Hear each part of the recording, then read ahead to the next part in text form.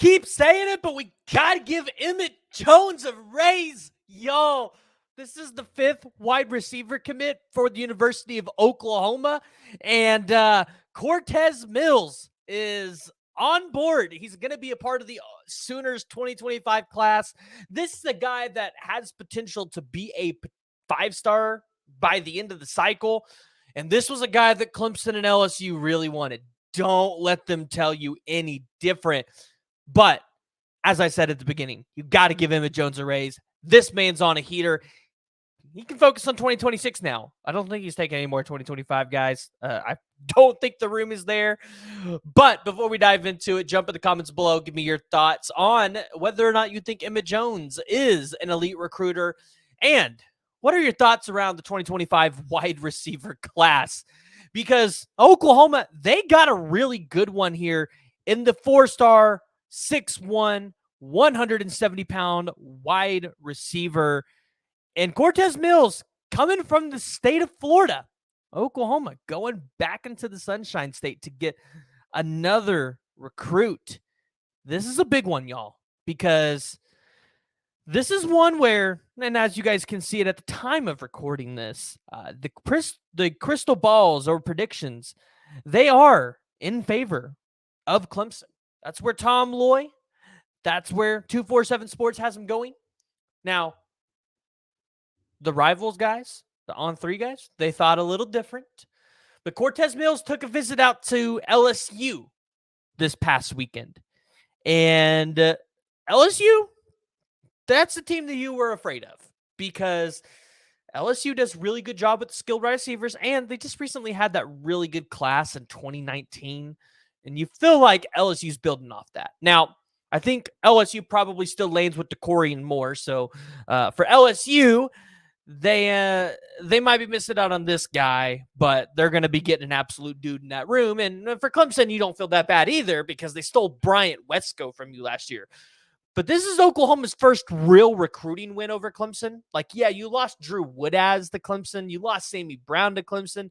You lost Bryant Wesco, but two of those guys you weren't really expecting to win. Bryant Wesco you were, but it was his first visit to Clemson. Like, you weren't really in a recruiting battle with them until he took that visit, and you didn't really have a shot after that. But you might be asking, well, what's the excitement around Cortez Mills? Why should we be excited? And you got to look at his offer sheet, his 39 total offers from schools like Clemson, who has turned out NFL wide receivers, the University of Florida. You've got Oklahoma, obviously. You've got Florida State. You have Georgia. You have LSU. You have Michigan. You have Ole Miss, right? Tennessee, Texas A&M. These are all schools that have done pretty well with wide receivers, and they have put NFL wide receivers into the league. So Cortez Mills, as you guys are going to be able to see in the film here, I thought I had it shared, and then as you guys can see, it just totally dropped off, but we're not going to fix it because we're about to just go right back to sharing it. All right, Cortez Mills. As you guys are going to be able to see here in the film, and one thing I want you guys to really take note of, Cortez Mills is a guy that is going to use his length and his athleticism to be able to go up there and win those 50-50 balls. Now, he's not like Emmanuel Choice where he's 6'4". Obviously, he's only 6'1", but he's going to be a little bit, maybe an inch, maybe 2 inches taller than most corners he's going to go up against. But again, the big thing that I point out is the athleticism that he uses to be able to go up and catch those jump balls, those 50-50 balls. And Cortez Mills is going to be an elite receiver. Like I said, like, he's a 4-star right now, but this is a guy that I think has 5-star abilities. So you add him into a class where, I mean, it's, gosh, Emmett Jones has just done a job. Marcus Harris, who I believe is going to play a little bit of slot for you. You've got Elijah Thomas, who 6'1", 183 pounds out of Chakota, Oklahoma, I think could potentially be a 5-star. Like, that's the thing. Oklahoma could have 2 5-star wide receivers in this class that weren't originally 5-stars that worked themselves up into that territory. You go out there and you get Emmanuel Choice, great prospect. We talked about him in the last video.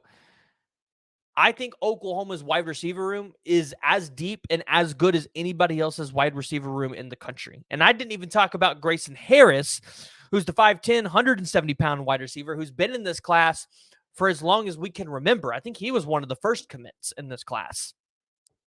So looking at this for Oklahoma, really, really big pickup. If you're an Oklahoma fan, you need to be excited. So jump in the comments below, join the discussion. Let me know what your guys' thoughts are around what Emmett Jones has been doing on the recruiting trail, what you think about this 2025 wide receiver class. And if you guys have made it this far, you have not already, make sure you hit that like and you hit that subscribe button.